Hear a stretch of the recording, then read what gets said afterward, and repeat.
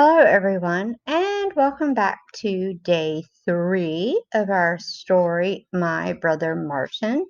And we have been looking this week at Latin roots, jenner, and port.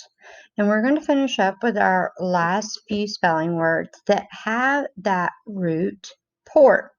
Now, remembering that the definition for the Latin root of port means to carry.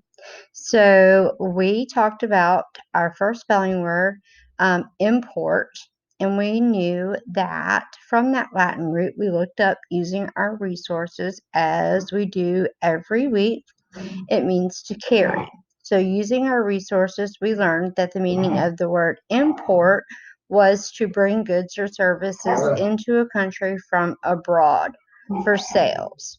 So if we go over here to our second column, we know that we have vocabulary, or we have our spelling words that have similar roots. So we look at our next word, and we know that our next word is, where is it at, is report. And report has a similar root as well. You can see port right here. And so I can use my resources. Remember, I always tell you, use your dictionary, go online, use anything that you have available.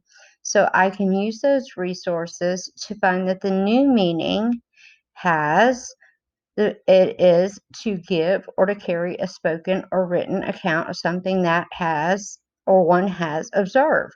If you are giving a report, you're carrying information back to someone.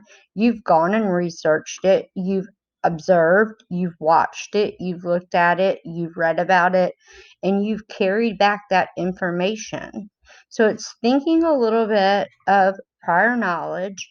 You're using what you already have up here, that knowledge that you've gained, because remember, knowledge is power, and you're using that power skill right there when you know that, hey, I know what a report is. I know how to use this.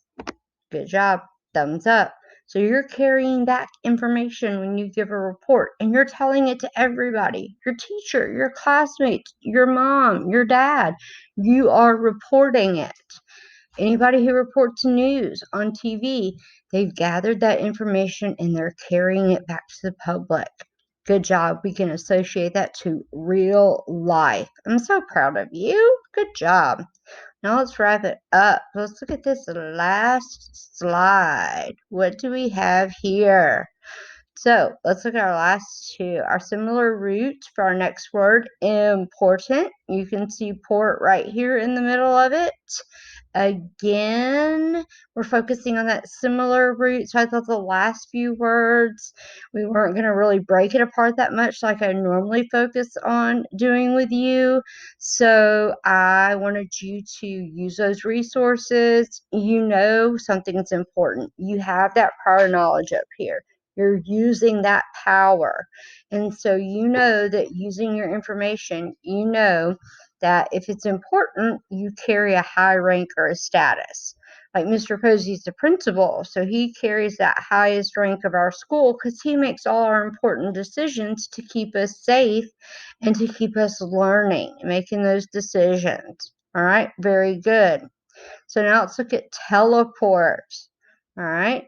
So this is something you guys have probably heard about if you're like into cartoon characters, if you're into superheroes, things like that, fiction stories that you may have read. Again, using that prior knowledge that you have up here, that is any information that you have stored. All right.